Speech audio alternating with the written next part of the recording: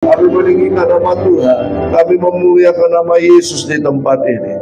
Nama Raja di atas segala raja. Kau hadir di tengah-tengah kami. Kami percaya kehadiran-Mu memerdekakan kami. Kehadiran-Mu mengubahkan kehidupan kami. Kehadiran-Mu memulihkan setiap kami. Dan Roh-Mu ada di tengah-tengah kami, menjamah setiap kami. Kami percaya bahkan ketika firman-Mu disampaikan, firman-Mu tidak akan kembali dengan sia-sia. Firman-Mu akan menolong kehidupan kami untuk terus bertumbuh di dalam kebenaran, mengarahkan kehidupan kami. Bahkan kalau kami salah, Engkau yang menegur kami dengan kebenaran firman-Mu, karena kebenaran-Mu itulah yang memerdekakan kami. Terima kasih Tuhan. Bahkan lebih daripada itu, supaya kami mengenal pribadi-Mu, kami mengenal jalan-jalan-Mu, kami mengenal kehendak-Mu. Sebagai pelaksana kehendak Tuhan, kami ada di muka bumi ini. Terima kasih Tuhan. Kami bersyukur pengurapan Tuhan ada di tempat ini.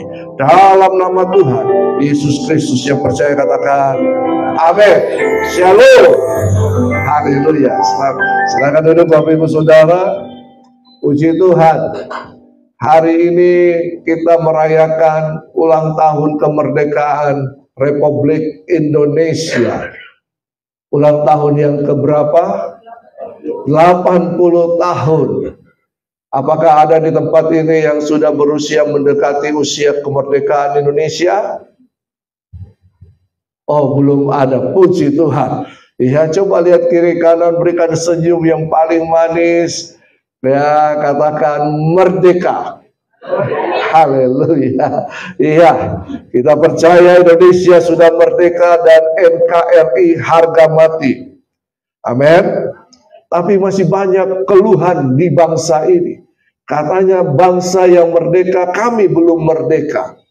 Kami masih dijajah dengan banyak hal. Kami dijajah dengan oligarki, kami dijajah dengan kapitalisme dan macam-macam hal. Berarti Indonesia belum sepenuhnya merdeka manusianya. Amin. Tapi dalam kebenaran firman Tuhan, kita orang percaya harus sadar bahwa saya, Bapak Ibu Saudara yang sudah ada di dalam Kristus, kita telah merdeka.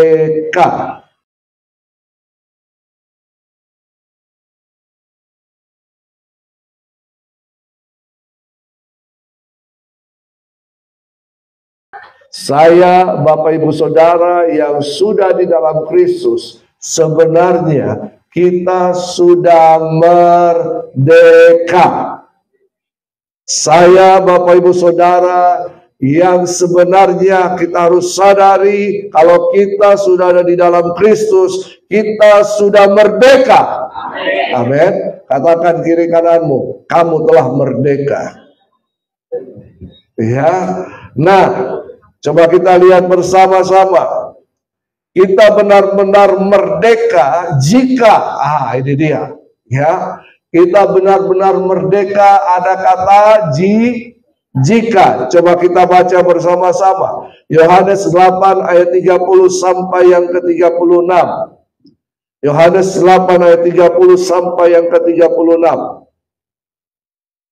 Kita baca sama-sama. Bapak Ibu bisa buka Alkitab, ada juga di layar, kalau bisa terlihat jelas sampai di belakang. Jelas, kalau enggak buka Alkitab. Ya, buka HP. Oke, Yohanes 8:30 sampai 36, 1, 2, 3. Setelah Yesus mengatakan semuanya itu, banyak orang percaya kepadanya. Maka katanya kepada orang-orang Yahudi yang percaya kepadanya, jikalau kamu tetap dalam firman-Ku, kamu adalah benar-benar murid-Ku, dan kamu akan mengetahui kebenaran, dan kebenaran itu akan memerdekakan kamu. Slide berikutnya. Jawab mereka, kami adalah keturunan Abraham dan tidak pernah menjadi hamba siapapun. Bagaimana engkau dapat berkata, kamu akan merdeka? Kata Yesus kepada mereka, aku berkata kepadamu, sesungguhnya setiap orang yang berbuat dosa adalah hamba dosa. Dan hamba tidak tetap tinggal dalam rumah, tetapi anak tetap tinggal dalam rumah. Jadi, apabila anak itu memerdekakan kamu, kamu pun benar-benar merdeka.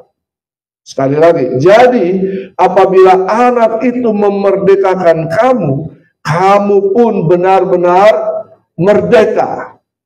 Jadi kita akan sungguh-sungguh merdeka jika Kristus, firman Allah, Yesus sendiri ada berdiam di dalam kita. Dan kita sadar ada kebenaran Allah dalam kehidupan kita. Lalu kemudian kita percaya dan kita mengalami terobosan dalam kebenaran firman Tuhan. Maka kita sungguh-sungguh sudah merdeka. Amin. Karena ayat-ayat ini menyatakan, kamu akan mengetahui kebenaran. Dan kebenaran itu akan memerdekakan kamu. Kamu akan mengetahui kebenaran. Siapa kebenaran itu? Siapa kebenaran itu? Yesus Kristus. Yesus Kristus adalah sang kebenaran. Inilah kebenaran aletheia dalam bahasa Yunani. Kebenaran yang sesungguhnya. Kebenaran yang sejati. Ada kebenaran yang namanya kebenaran di kayu sune. Apa kebenaran di kayu sune? Adalah kebenaran yang kita terima, yang mengubahkan kehidupan kita, sehingga kita menjadi anak-anak Allah. Kebenaran yang membebaskan kita, untuk kemudian kita sungguh-sungguh menjadi anak-anak Allah. Identitas kita sebagai orang percaya adalah anak-anak Allah. Identitas saya, Bapak Ibu Saudara, bahwa kita punya Allah yang besar. Dia bukan hanya sekedar Allah penguasa, Allah yang berkuasa. Dia adalah Raja yang berdaulat atas kehidupan kita. Bahwa saya, Bapak Ibu Saudara, adalah anak-anak Raja. Amin. Aku anak Raja, engkau anak Raja, kita semua anak Raja. Amin. Saya, Bapak Ibu Saudara, identitas kita adalah anak-anak Raja, warga kerajaan Allah. Ini yang harus kita sadari. Memang dahulu, kata Paulus, kamu itu hidup dalam kejahatan, hidup dalam dosa. Ya, kita akan benar-benar merdeka kalau kita mengizinkan kuasa kebenaran itu mengubahkan kehidupan kita, melepaskan kehidupan kita. Nah, coba kita lihat bersama-sama pentingnya kemerdekaan bagi orang percaya. Firman Tuhan, kebenaran itu punya kuasa. Kuasa yang mengubahkan hati manusia. Kuasa yang mencerahkan pemikiran manusia. Firman Tuhan, ya, kuasa yang menyadarkan kehidupan kita bahwa sebenarnya selama ini saya telah salah jalan. Sebenarnya selama ini saya sebenarnya sudah dimerdekakan oleh Kristus, tapi kehidupan saya belum merdeka sepenuhnya. Karena saya masih mengikuti, saya masih terjajah oleh hal-hal yang lama. Ya. Pentingnya kemerdekaan bagi orang percaya, bahwa kemerdekaan yang sejati bukan sekedar kebebasan secara jasmani. Orang yang merdeka sejati berkata, saya sudah dibebaskan dari penjara. Ya, padahal itu belum tentu mereka masih sudah merdeka. Mereka masih terbelenggu pikirannya, hatinya, perasaannya, kehendaknya. Masih mengikuti keinginan-keinginan dunia ini. Tetapi kemerdekaan yang sejati adalah kebebasan secara rohani. Merdeka secara rohani. Walaupun tubuh kita di penjara, tapi kalau kita telah merdeka secara rohani, kita masih bisa mengembangkan kreativitas kita. Amin. kemampuan kita, ide-ide kita. Secara tubuh, secara jasmani, memang kita di penjara. Misalnya, ada orang percaya yang mendapatkan persekusi, lalu kemudian tidak tahu secara politik bagaimana kemudian dia di penjara. Tetapi di penjara dia bisa jadi berkat. Berarti secara jasmani, penjara tidak bisa mengekang kebebasan rohani kita. Amin. Yang benar adalah bahwa kemerdekaan itu akan membebaskan kita dari dosa. Kemerdekaan itu akan memberikan kita kebebasan untuk hidup sesuai kehendak Allah. Ada dua hal penting dalam kemerdekaan. Bahwa saya telah merdeka berbicara, saya telah bebas dari dosa. Saya bebas untuk hidup sesuai dengan kehendak Allah. Ini adalah hal yang sangat penting dalam kehidupan orang percaya. Apakah kita semua telah bebas dari dosa? Atau masih mengikuti keinginan-keinginan dosa? Kita sudah ada di dalam Kristus, tapi gaya hidup kita, keinginan kita masih terjajah, masih terbelenggu dengan keinginan dosa. Masih banyakkah orang Kristen seperti itu? Halo? Masih banyak. Masih banyak. Ada seorang ibu, dalam kesusahan dia menyembah Tuhan. Haleluya sampai bahasa roh. Tapi setelah itu dia mengeluh, dia berkeluh kesah. Dia marah-marah. Anaknya dimarah-marah, semuanya. Apakah ini menandakan bahwa kita sudah merdeka? Ada bapak, pelayan Tuhan, aktif di gereja, melayani Tuhan dari pagi sampai malam, tidak peduli urusan waktu, tapi dalam kehidupannya sehari-hari masih tetap melakukan kejahatan, dusta, kebohongan, perzinahan. Apakah ini sudah merdeka? Atau ini merupakan kamuflase secara rohani? Pakai topeng supaya terlihat bahwa kita adalah orang percaya, pelayan Tuhan. Tapi kelakuan kita tidak sesuai dengan kehendak Tuhan. Makanya orang yang merdeka adalah orang yang bebas dari dosa. Bebas untuk hidup sesuai dengan kehendak Allah. Apa itu kebebasan dari dosa? Selama ini kita mengetahui bahwa dosa adalah dusta, zina, pencurian, pembunuhan, apalagi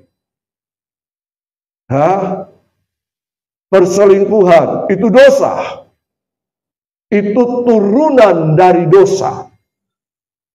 Karena manusia berdosa, maka manusia melakukan kejahatan, pembohongan, dusta, dan sebagainya. Karena manusia berdosa. Ini menjadi hal yang sangat penting bagi kita. Ya. Dosa, coba kita lihat Roma 8 ayat 1 sampai 2. Demikianlah sekarang tidak ada penghukuman bagi mereka yang ada di dalam Kristus Yesus. Roh yang memberi hidup telah memerdekakan kamu dalam Kristus dari hukum dosa dan hukum maut. Hukum dosa mengakibatkan hukum maut. Apa maut? Kematian kekal. Makanya ketika Yesus bangkit, dalam 1 Korintus 15 dia katakan, hai maut, di manakah kuasamu, sengatmu? Sengat maut itu dosa. Wah, ini puji Tuhan, saudara, kode kita harus nyanyikan lagu Indonesia Raya. Ya.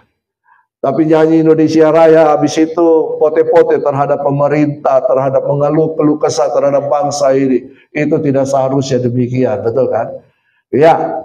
Nah, kita lanjut. Kita bebas dari dosa. Mereka, setiap kita yang ada di dalam Kristus telah merdeka. Roh memberi hidup, memberikan kemerdekaan dari hukum dosa. Nah, apa itu hukum dosa? Bebas dari dosa, slide berikutnya. Apa berarti bebas dari dosa? Bebas dari dosa, tidak lagi menjadi budak iblis, hamba iblis. Hamba mengikuti keinginan tuannya. Betul apa betul? Hamba itu lebih rendah dari pembantu, Bapak Ibu. Yang suka tolong kita, yang kerja di rumah tangga, hamba itu lebih rendah dari itu. Hamba itu tidak punya kebebasan untuk dirinya sendiri. Hidupnya bukan untuk hidupnya, hidupnya adalah untuk tuannya. Makanya tuannya ini seenak saja melakukan apa saja yang dia kehendaki terhadap hambanya.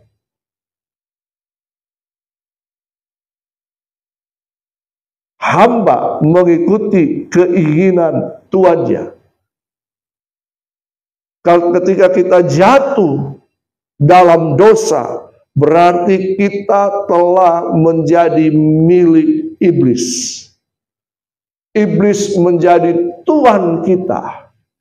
Iblis ini baik atau jahat? Halo? Iblis ini baik atau jahat? Jahat. Maka dikatakan bapa segala pendusta. Anak kecil sudah tahu berbohong. Ikut dari mana? Karena ada dosa keturunan.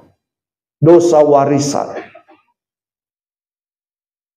Anak kecil, kalau dia tidak dididik dalam kebenaran firman Tuhan, tidak dibangun karakternya, maka dia akan selamanya menjadi milik iblis.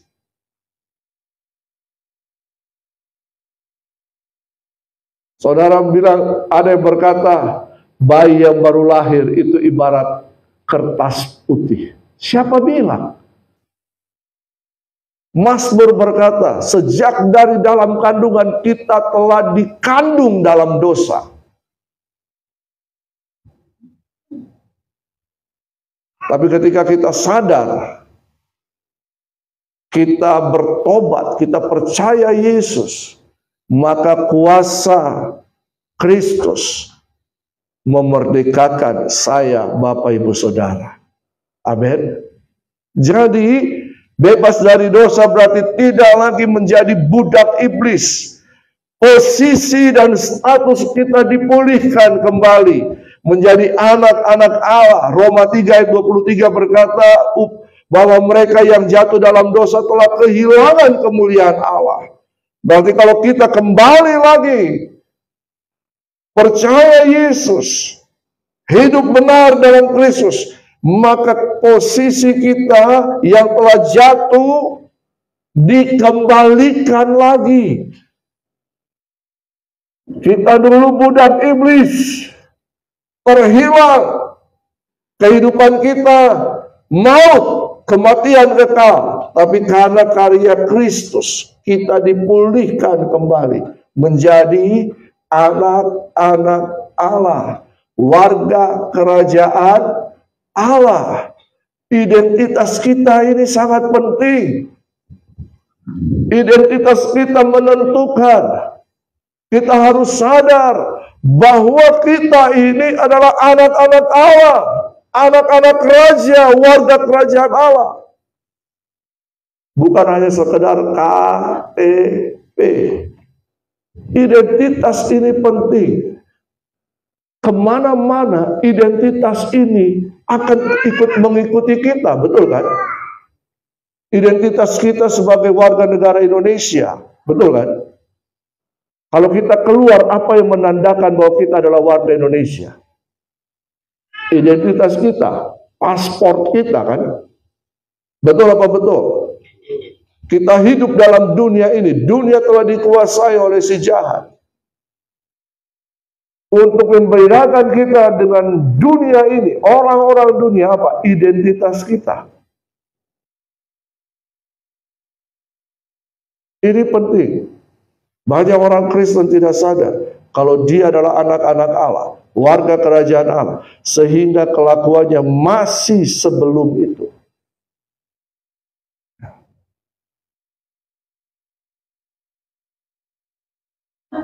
Ini dia. Ini menjadi sangat penting dalam kehidupan kita. Identitas kita akan mempengaruhi pikiran kita. Identitas kita akan mempengaruhi perkataan dan perbuatan kita.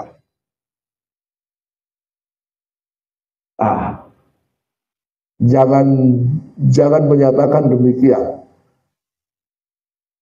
Kalau ada seorang yang suka maki-maki, berkata, mulutku saja, hatiku tidak. Stop. Dari hati terpancar keluar. Lewat mana? Lewat perkataan dan perbuatan. Saya sudah bertobat, tapi kejahatan jalan terus. Itu berarti belum bertobat. Kita masih jadi budak iblis. Iblislah yang menjadi bapamu. DNA kita masih DNA iblis.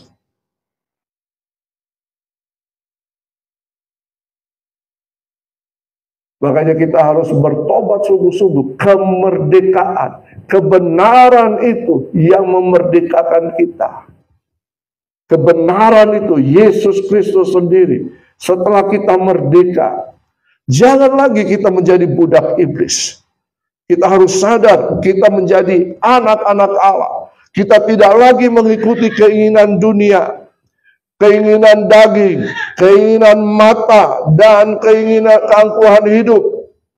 Apa itu keinginan dunia? Keinginan daging. Apa itu keinginan daging? Perseteruan, perselisihan, perselingkuhan, hal-hal yang lain, percideraan, suka baku gea, berkelahi, saling dusta satu sama lain, ya, doti-doti dan sebagainya. Apa itu keinginan mata? Ya. Lihat sana mau, lihat itu mau, keinginan. Ya. Makanya orang Manado bilang, ya, kalau pergi mall, ya, cuci mata saja, tapi jangan baspul. Ya. Lihat itu mau, lihat itu mau, lihat istri orang mau. Ya. Keangkuhan hidup, ego. Saya harus lebih dari dia. Saya harus dihormati. Saya, aku. Saya harus dihargai. Kamu tidak tahu siapa saya. Saya pejabat. Pejabat apa? Pejabat gereja. Ya. Nah, menjadi bebas dari dosa berarti tidak lagi jadi budak iblis. Posisi kita dipulihkan, tidak lagi mengikuti keinginan dunia. Yang kedua, kebebasan untuk hidup sesuai kehendak Allah. Roma 8 ayat 15 sampai 17. Ini yang harus kita tekankan dalam kehidupan kita. Roma 8 ayat 15 sampai 17. Sebab kamu tidak menerima roh perbudakan yang membuat kamu menjadi takut lagi, tetapi kamu telah menerima roh yang menjadikan kamu anak Allah. Oleh roh itu kita berseru, ya Aba, ya Bapa, karena status kita sudah dipulihkan. Amin. Roh itu bersaksi bersama-sama dengan roh kita bahwa kita adalah anak-anak Allah. Roh itu, Roh Kudus, Roh Yesus bersaksi bersama dengan roh kita. Yesus ada di dalam kita, Roh Kudus ada di dalam kita. Sama-sama menyatakan, berarti roh ini, ya, roh ini yang menggerakkan seluruh kehidupan kita. Apa yang ada di dalamnya? Roh mempengaruhi jiwa. Jiwa berisi pikiran, perasaan, dan kehendak. Pikiran, perasaan, dan kehendak ini akan mempengaruhi tingkah laku kita, perbuatan kita, perkataan kita. Ya, ini jadi penting. Sehingga tampilan kehidupan kita adalah tampilan anak-anak Allah. Ya. Ayat berikutnya. Dan jika kita adalah anak, perhatikan ini, maka kita juga adalah ahli waris. Maksudnya orang-orang yang berhak menerima janji-janji Allah. Kalau kita adalah anak, kita berhak untuk menerima janji-janji Allah. Jangan berlaku kita bukan anak Allah baru kita minta janji Allah. Ada anak-anak yang terlepas dari surat warisan. Kenapa? Karena dia tidak berlaku sebagai anak. Betul kan? Berlakunya sebagai anak bungsu. Dalam Alkitab. Dia tinggalkan bapaknya. Dia foya-foya. Dia kembali kepada kehidupan lamanya. Dalam perbudakan dosa. Tapi ketika dia sadar, dia bilang, di rumah bapakku, orang-orang kerja hidup baik semuanya. Dia sadar, saya akan kerja kembali kepada Bapa. Sang anak sadar, anak bungsu ini, dia kembali kepada Bapa. Bapa menantikan kepulangan anak bungsu ini. Tiap hari dia lihat, kapan anak ini pulang. Tiap hari dia tungguin. Bahkan ketika dia lihat bayangnya dari kejauhan, dia tahu itu anaknya. Apa yang dilakukan sang bapa? Bukan menunggu, dia berlari menjumpai anaknya, memulihkan status anaknya. Itulah pertobatan. Anaknya bebas hidup dalam rumah bapa. Nah, apa artinya melakukan kehendak Allah? Melakukan kehendak Allah berarti, slide berikutnya, hidup sesuai kehendak dan tujuan Allah. Bagaimana kita tahu kehendak dan tujuan Allah? Baca Alkitab. Tapi paling utama dalam kehendak dan tujuan Allah adalah menjadi serupa dengan Yesus Kristus. Jadi serupa. Karena kita diciptakan serupa dan segambar dengan Allah. Dosa membuat kita jatuh dalam perbudakan. Karya Kristus di kayu salib mengangkat kita kembali. Memproses kehidupan kita. Apa yang diproses dalam kehidupan kita? Keinginan kita, pikiran kita, ya, kehendak kita. Karena waktu kita jatuh dalam dosa, kita mengikuti keinginan Tuhan kita, iblis. Ketika kita kembali lagi, kita harus menyelaraskan pikiran, perasaan, dan kehendak kita kepada kehendak Allah. Ya, ini yang berarti menjadi serupa dengan Kristus. Setiap hari adalah proses keserupaan. Setiap hari adalah proses kita dikikis, kita dikuliti, sakit iya, dalam kesabaran, ya.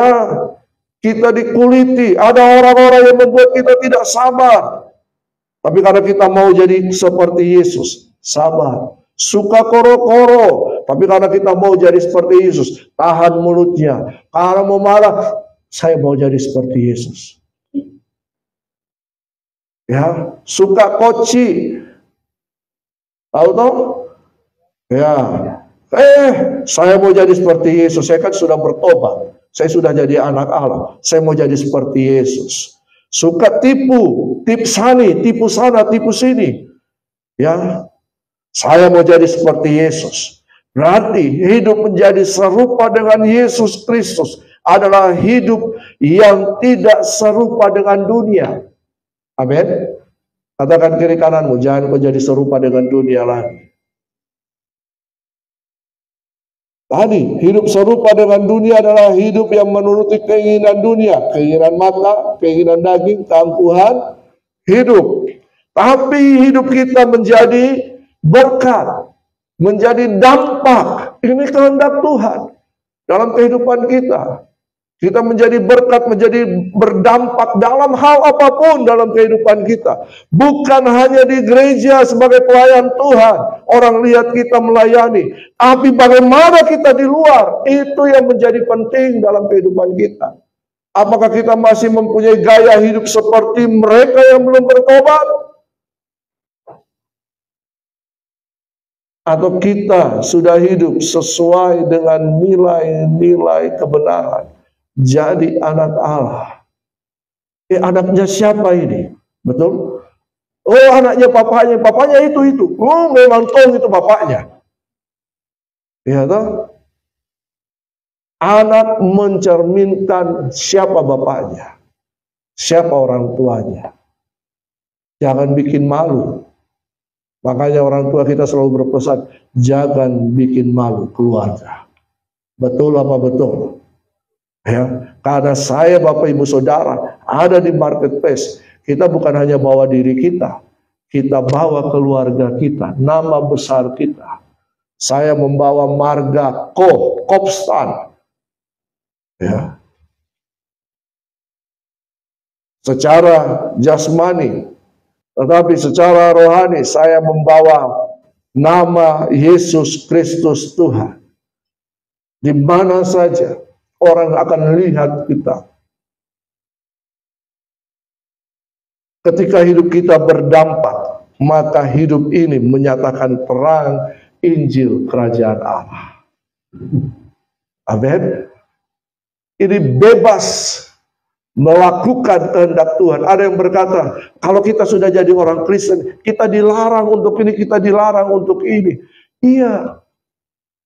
Tapi itu yang membuat kita bebas. Betul apa betul? Contoh. Ada yang suka main bola di sini, nonton bola? Pemain bola itu berapa orang? 11 orang per tim kan. Jadi total ada 22 orang dalam lapangan. Ada wasit, ada garis, ada hakim garis, ada gawang. Ketika pemain bola ini ada di main di situ, mereka harus tahu aturan, betul kan? Sehingga ketika mereka bermain dengan aturan, mereka bebas untuk melakukan apa saja, betul kan? Karena ada aturan. Cetak gol sah. Ya, tidak dianulir. Tidak main sembarangan. Itu kebebasan. Tapi bagaimana seandainya lapangan bola tidak ada gawangnya, tidak ada wasitnya? Apakah itu suatu permainan? Memang bebas, tapi bebas dalam kekacauan. Bebas, teratur, rapi, itu menyenangkan, betul kan? Itu membuat kita bahagia. Kita warga Indonesia, apakah warga Indonesia punya undang-undang? Salah satunya undang-undang lalu lintas. Betul apa betul? Kalau lampu merah, berhenti. Atau lampu kuning ke lampu merah bucuk. Ada yang melanggar lampu merah? Banyak? Banyak. Apa yang terjadi? Kecelakaan, ditangkap polisi. Ketika ditangkap polisi, banyak alasannya lagi. Indonesia punya undang-undang keuangan, bayar pajak, betul kan? Pengusaha, semua kita harus bayar pajak. Kalau kita tidak taat, petugas pajak akan datang. Hidup kita akan bahagia. Hidup kita sejahtera kalau kita dikejar-kejar petugas pajak. Halo pengusaha, tidak sejahtera toh? Tapi kalau kita taat aturan, hidup kita bahagia. Kalau kita taat kehendak Tuhan, hidup kita sejahtera. Hidup kita menikmati berkat Tuhan. Halo? Amin. Itulah kebebasan. Itulah ada, berarti kebebasan, berarti kita berjalan di koridor. Kayak koridor hitam ini, tehel hitam ini, ada aturan kiri kanan. Kalau kamu keluar, bahaya. Kalau kamu keluar, bahaya. Kamu harus jalan di sini. Kita kan bisa mau menari di situ, mau lompat-lompat, mau ini di sini, ini, mau guling-guling kah atau apakah. Tapi selama kita ada di dalam koridor ini, kita bebas, bahagia, damai, aman. Betul kan? Itulah kebebasan yang sesungguhnya. Makanya kita harus tahu dalam kehidupan ini, kita ada di dalam dunia milik iblis. Kita ada di tengah-tengah dunia yang jahat ini. Bebas. Karena kita ada dalam Kristus. Kebenaran itu yang akan memerdekakan kita. Kebenaran itu adalah Yesus Kristus sendiri. Yang akan sungguh-sungguh memerdekakan kehidupan kita. Karena itu jalani kehidupan kita bersama dengan Yesus. Nikmati kebenaran firman Tuhan. Kebenaran firman Tuhan, bersekutu dengan firman Tuhan. Itu yang akan mengubahkan pola pikir kita. Itu yang akan mengubahkan kehidupan kita. Sehingga sekali merdeka, kita tetap merdeka. Jangan kita merdeka, lalu kita jadi budak iblis lagi. Tapi kita merdeka, kita mengerjakan kehendak Allah, kehidupan kekal menanti kita. Katakan kiri kanan, kamu telah bebas. Jangan jadi hamba dosa lagi. Haleluya. Amin.